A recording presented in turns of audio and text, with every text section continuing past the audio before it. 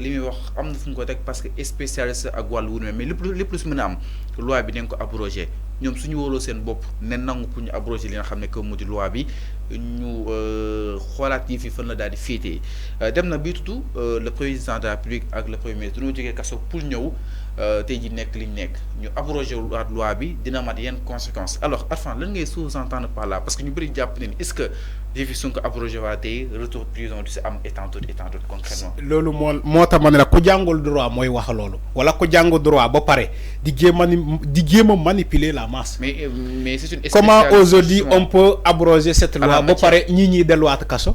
kan moo la wax loolu. non dañuy laaj kan moo la wax loolu parce que moom mu koy préciser. kan moo la wax loolu moo tax ma ne la femme là elle est là pour manipuler. ok léegi leer na elle est là pour manipuler. léegi leer na moo tax xam nga Fallou il faut m'écouter. non maa ngi yow mënuñu déggoo parce que yow tu es dans la manipulation. moi je parle aux Sénégalais yow tu es dans la manipulation moo tax maa ngi yow du ñu déggoo. alors dama ne Aïssata Tall Sall. je la vois à l'image de Ismaïla Madior Fall. ok c'est bon c'est des manipulateurs pénals. ok c'est bon c'est des manipulateurs pénals. foofu laay daanelee Fallou il faut arrêter ce que tu fais. dama ne il faut arrêter aussi ce que tu fais. donc dama ne Aïssata Tall Sall c'est des manipulateurs pénals. Ils manipulent le code pénal, ils manipulent le droit. Que ça soit Ismaïla Madior Fall. Quand ils étaient là, ils étaient ministres, respectivement. Ils étaient ministres. Mais qu'est-ce qu'ils ont réglé dans ce pays? Je pose la question. Aïssata Tall Sall mi di wax tay bay fi xat, elle a été garde des Sceaux. Réglé wul dara. Froisse. Ismaïla Madior Fall était garde des Sceaux. Lan la réglé? Froisse. Réglé wul dara. Yow tay do nek bi député nga vouloir régler autre chose. C'est impossible. Alors c'est clair mi non. Donc li ngay def ludul manipulation man xawma lu mu do. Alors mi non exactement. C'est ça la réalité. ñu ñëw si la réaction bu ki nga xam ne que moo di Ismaïla Madior Fall du côté de la régie man ni kon nag suñuy xool ki nga xam ne que moo di Ismaïla colore na exactement ce débat autour de l'amnistie régie soo leen yemmee rek ñu ñëw si Madior vite fait ñu daal di xool li nga xam ne que moo di sa réaction.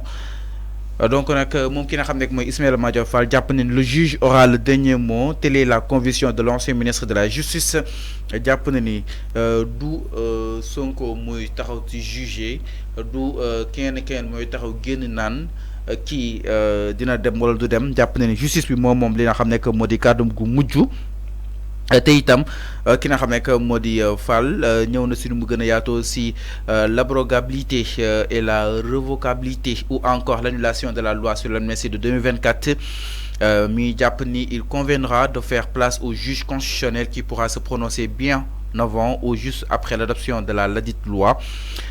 Il ne restera qu'à s'incliner devant le verdict des sages, a-t-il notamment précisé. Jàpp na ni nag sages yi rek ñoo woon mën a ñëw àddu daal di jëmale si wàllu wu ni mel mooy le conseil constitutionnel avant même qu'il ne soit envisagé le vote de la loi. Le président de la République, après avoir mesuré l'intensité de la controverse juridique et la sensibilité politique et sociale de la question, saisir le conseil pour avis maanaam ki nga xam ne moo di le président dafa war a saisir exactement le conseil constitutionnel pour avis yëgal ko que ni dina daal di abrogé boobu dina xam ne que mu di loi moom mu daal di jàpp ni nag article 92 nouveau constitution bi moo ko daal di prévoir si alinéa 2 bi nga xam ni itam le conseil constitutionnel rek moo mën a jox li nga xam ne que moo di l'autorisation pour daal di àddu jëm si wàllu wu nu mel donc ki nga xam ne mooy Ismaïla Madior Fall mi ngi rappelé que ni innovation boobu mi ngi am en 2016 le conseil a désormais une attribution consultative dont le camp est élargi, pouvant porter sur la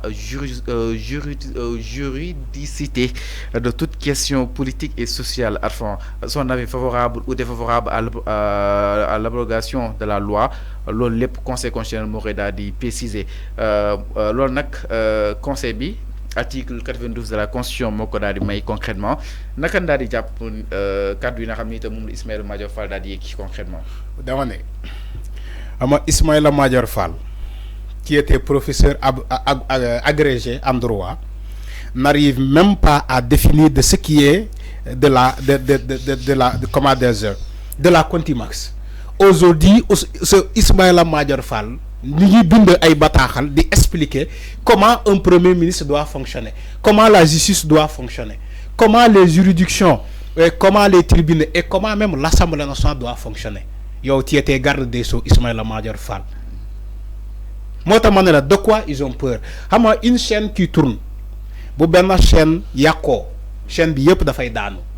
Moo tax ñoom ñii di wax que ça soit moom Aïssata Tall Sall que ça soit Ismaïla Madior Fall ñoom xam nañu bu ñu abroger la loi d'amnistie ñoom ñëpp dinañu daanu. mais ñoom jàpp nañ ils vont se défendre. ma ne ñoom dañuy daanu. mais ils vont se défendre. dama ne Ismaïla Madior Fall day daanu Aïssata Tall Sall day daanu Antoine Félix Diome day daanu ñoom ñëpp dañuy daanu ñoom loolu la ñuy xeex on comprend. Moo tax ma ne la de quoi ils ont peur lii la ñuy ragal nii gis nga bu ñuy juger on va juger même ñi yoroon lenge yi mooy maanaam qui étaient des ministres les ministres qui étaient au sein de ces ministères là qui assuraient la sécurité publique mooy maanaam le ministre de l'intérieur et aussi le ministre qui était au niveau de la justice ñoom ñëpp la ñuy xoolaat seen doxalin parce que dañoo failli ils ont failli à leur mission. Antoine Félix Diome a failli à sa mission moo tax xale yi bëri dee ci manifestation bi kan moo joxe woon aval boobu di tirer sur la population je ne sais pas mais bu ñu fa eggee dinañu xam kan moo gis lu ne fang ba pare mu ne du topp ñooñu qui était le ministre de la justice jamono boobu Ismaïla Madior Fall loolu yëpp bu ñu abroger la loi ñoom ñëpp dinañ leen topp benn par benn moo tax ñoom ñi génn ay bataaxal di jéem a manipuler dinaa ne woy attention à l'abrogation de la loi d'amnistie dama ne cette loi d'amnistie sera retirée inchallah dans ce pays ñu war a topp dinañ leen topp à la lettre parce que on peut pas lécher des gens faire des crimes de sang créer des crimes de sang rey fii ay nit ba pare ñuy taxaw aujourd'hui di manipuler des gens en disant que loi d'amnistie bi kenn waru ko abroger. Mais au-delà de l'euphorie, est-ce que waroo leen mën a dem xoolaat c'est pas de l'euphorie, c'est des faits.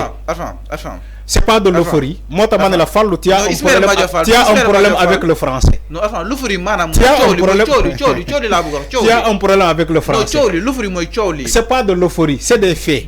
On amnistie des faits.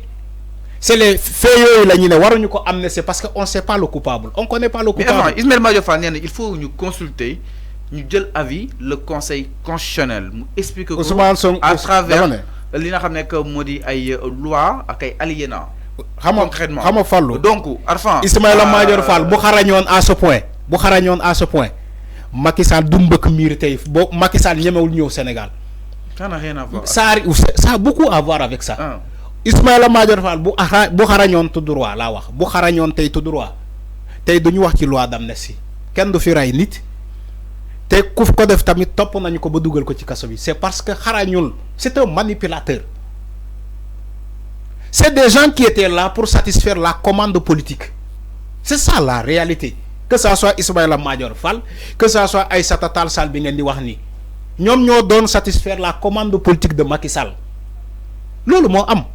Aujourd'hui, elles sont donneurs ou bien ils sont donneurs de leçons en disant aux gens parce qu'ils défendent. C'est normal, nous défendons cette loi d'amnistie parce que nous avons voté. Nous avons fait voter cette loi d'amnistie là. Moi, nous avons défendre ni mom Aïssata Tall Sall, mom Ismaïla Madior Fall. Mais Inch'Allah, cette loi sera retirée devant tout le monde à l'Assemblée nationale. Et nous avons top ci yofi, dinañ len top ben par ben. Lolu je te le garantis, seigne bi. Il faut rétablir la vérité. On doit rétablir la vérité. D'accord, Nassir. Non, yo, d'accord aussi. Tu es dans le camp de la manipulation. Non, d'accord, Nassir. On va rétablir la vérité dans ce pays. Te ñom ñep ku laalé ci affaire bobu dina tu vas rendre compte. Alors, c'est clair. Tu vas rendre compte. Enfin, Maître Bamba Cissé dugg na ci combat bi def ko comme combat. C'est parce que c'est un maïsra. Dafa leen bëgg won ni que li ngeen di wax ni amul. Du yeen kessé yeen jang droit. C'est-à-dire que on est dans ce pays là, Sénégal. Gis nga Sénégal. Mais Maître Bamba. Dégluma.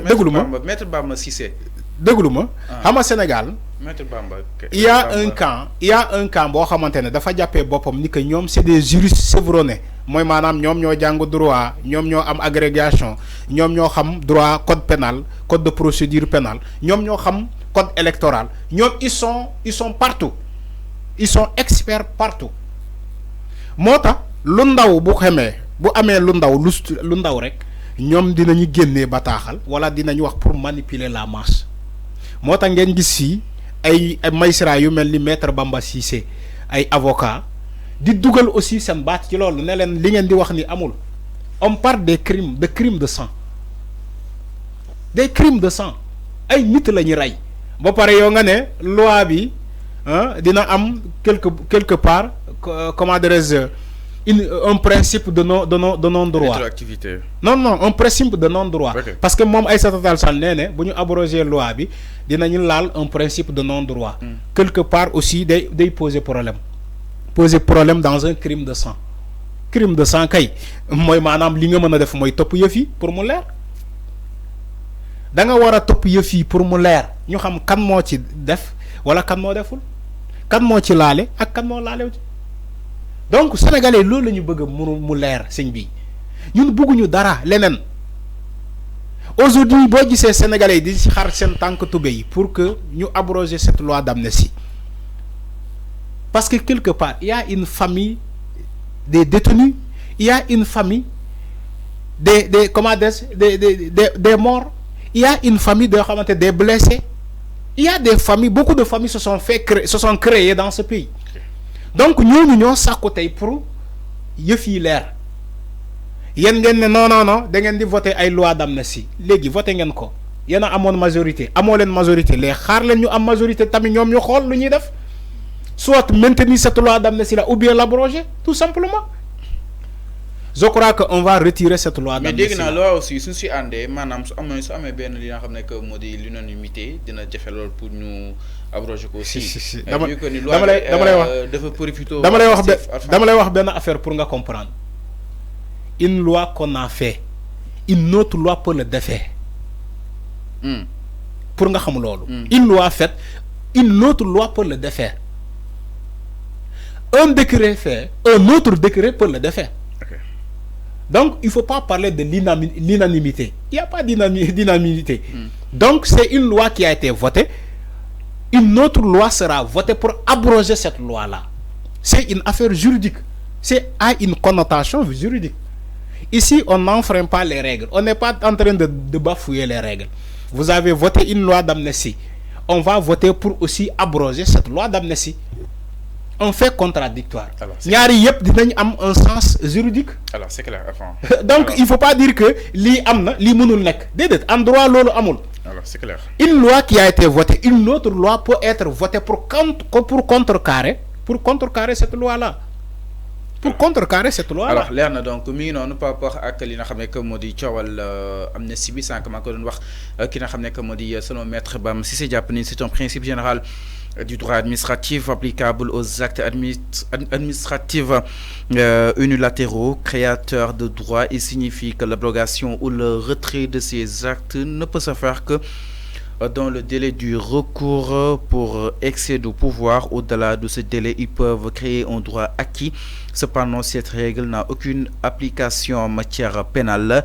D'après toujours l'avocat, vicieuse et injuste, ces dispositions selon lui pourraient amnistier des crimes et délits sans rapport avec des activités politiques ou encore soustraire certaines personnes à la justice. La loi d'amnistie nouvelle ne rétroagir.